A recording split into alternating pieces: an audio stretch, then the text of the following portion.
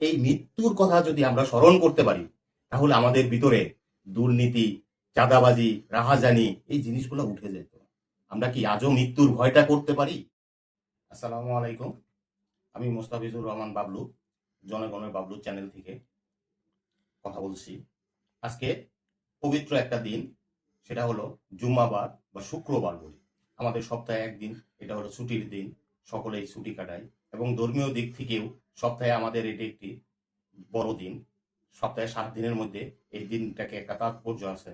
আমরা সকলেই এই জুম্মার দিনে জুম্মার নামাজ আদায় করার জন্য, সকল প্রস্তুতি গ্রহণ করার জন্য সকাল থেকে অধীর আগ্রহে থাকি। কিন্তু একটা কথা আজকে বলতে হচ্ছে, আজকের এই যে তারিখ 21শে নভেম্বর, এই নভেম্বর তারিখটা আমাদের বাঙালি জাতির জন্য স্মরণীয় হয়ে থাকবে। আজকে সকাল 10টা 40 মিনিটের দিকে 5.7 মাত্রায় একটি ভয়াবহ ভূমিকম্প উৎপন্ন হয়েছে। এই ভূমিকম্পে সারাদিন ফেসবুকে ঘেঁটে দেখতে পারলাম অনেক জায়গার ক্ষয়ক্ষতির পরিমাণটা। শুধু ক্ষয়ক্ষতির পরিমাণের চাইতে আরেকটা জিনিস মনের ভিতরে দাগ কেটে যাচ্ছে। সেটি হলো আমরা প্রকৃতপক্ষে কতটুক আমাদের আবহাওয়া অধিদপ্তর কতটুক শক্তিশালী। আমরা কোনো কিছুই পূর্ব সংকেত পাচ্ছি না। প্রত্যেকটা দেশের আবহাওয়া বিজ্ঞান পূর্ববর্তী সংকেত দিয়ে থাকে। যে কোনো দুর্ঘটনা কবলিত হওয়ার আগে ওনারা বুঝতে পারেন।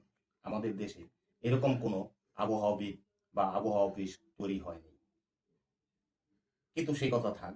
কিন্তু মূলত হলো আমরা কতটা এই ভূমিকম্প সম্পর্কে জানি। যখন এই ভূমিকম্পন হবে আমরা কতটুকু নিরাপদে কিভাবে সকলে চলে যেতে পারবো।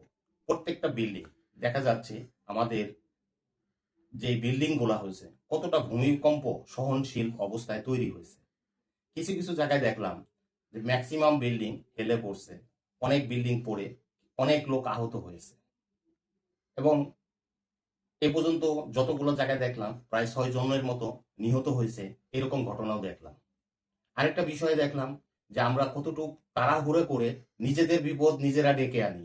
সেটা হলো গাজীপুরের শ্রীপুরে গড়গড়িয়া মাস্টার বাড়ি ডেনিম্যাক্স গার্মেন্টসের লোকজন ভূমিকম্প হওয়া অবস্থায় তাড়াহুড়া করে নামতে যেয়ে একজন আরেকজনের চাপের কারণে আহত হয়েছেন। এবং কিছু কিছু ঘটনা জানতে পারলাম, লাইভে দেখলাম যে অনেকেই বলতেছে কিছু কিছু লোক মারা গেছে।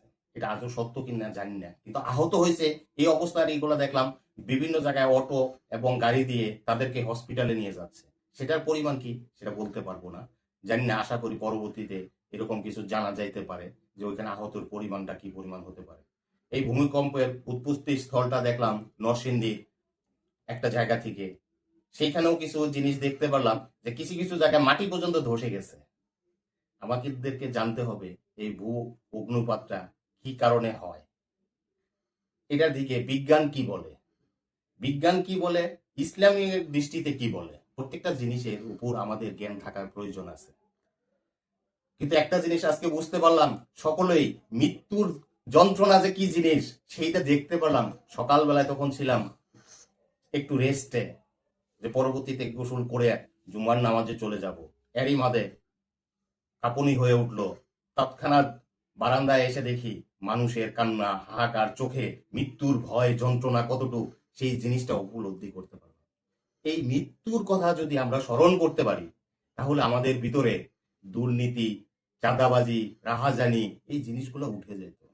আমরা কি আজও মৃত্যুর ভয়টা করতে পারি? আমাদের দেশকে শান্তি শৃঙ্খলা আনার জন্য, আমরা মানুষের সাথে সৌহার্দ্যপূর্ণ আচরণ করার জন্য সব সময় যদি আমরা চিন্তা করি আমি তো চিরস্থায়ী এই দুনিয়াতে থাকবো না, আমাকে চলে যেতে হবে আরেকটি দুনিয়ার দিকে। ইসলামের আমরা মুসলমান হিসাবে এই কথাটাও জানি, মানুষ চিরস্থায়ীভাবে জীবিত থাকে না, তাকে মৃত্যুর স্বাদ গ্রহণ করতেই হবে। এই মৃত্যুর স্বাদ গ্রহণ করতেই হবে, এই জিনিসটা আমাদের মাথা মধ্যে সব সময় রাখতে হবে। যে কোনো সময় আমি মৃত্যুবরণ করতে পারি। আজকে আমি মৃত্যুবরণ করে গেলে আমার যে ভালো কাজগুলো থাকবে সেগুলাই মানুষের যে বিদ্যমান থাকবে। মানুষ প্রত্যেকটা সময় আমার ভালো কাজের উপর স্মরণ রাখবে। আমি যদি খারাপ কাজ করি এটার উপরে মানুষ স্মরণ রাখবে। আসুন আমরা সকলেই সকলের প্রতি সৌহার্দ্যপূর্ণ আচরণ করি, সকলেই এক কাতারে মিশে আমরা প্রত্যেকটা উজ্জ্বল ভবিষ্যতের দিকে তাকাই। আরো কিছু ঘটনা বলতে হয়, ইদানিং কিছু কিছু ঘটনা না বললেই হয় না। ফেসবুকে দেখি যেই হারে সবচেয়ে যৌনাচার হচ্ছে, যেটা নাম শুনলে আরস পর্যন্ত কেঁপে ওঠে। যেই জিনিসগুলা থেকে আমরা সকলেই বিরত হয়ে শান্তি শৃঙ্খলার দিকে চলে আসি। আজকে ইসলাম শব্দের অর্থ শান্তি, প্রত্যেকটা ধর্মেই আছে শান্তি। সেই শান্তির ধর্মের দিকে আমরা অতিবাহিত হই আজকে এ পর্যন্তই। কিন্তু দুঃখজনক বিষয় হলো আমরা এখনো মানুষ হতে পারতাছি কিনা। এই যে আজকের এই ঘটনার পরিপ্রেক্ষিতে আমরা সকলেই একটা প্রতিজ্ঞা করি, আমরা সৎ পথে চলি, সৎ সাহস নিয়ে চলি, সকলে সকলের সাথে সৌহার্দ্যপূর্ণ একটা সম্পর্ক তৈরি করি। তাহলেই দেখা যাবে আমাদের যে কোনো জিনিস সহজ হয়ে যাবে। আল্লাহ তাআলার রহমত আমাদের দিকে চলে আসবে। যে কোনো বালা মুসিবত থেকে একমাত্র রক্ষা করার মালিক হলেন একমাত্র আল্লাহ সুবহানাহু ওয়া তাআলা। আমরা তারই গুণগান গাই, উনি যাহা চাবেন তাহাই হবেন। আমাদের করার কিছুই নেই, আমরা শুধু ওনারই আরাধনা বা অনুগত্য স্বীকার করি। তাহলে সামনের ভবিষ্যতে আমরা পুরো জন্মে গিয়ে আমরা শান্তিতে থাকবো, এই আশা আকাঙ্ক্ষা রেখে আজকে এ পর্যন্তই। যদি আমার কথাগুলো ভালো লাগে, আপনারা আমার চ্যানেলটি সাবস্ক্রাইব করবেন এবং কমেন্ট করে যাবেন এবং একটা শেয়ার দিবেন। আগামীতে আরো ভালো কিছু নিয়ে আপনাদের সামনে হাজির হতে পারি, এই আশা আকাঙ্ক্ষা রেখে আজকে এই পর্যন্ত রাখি। আসসালামু আলাইকুম।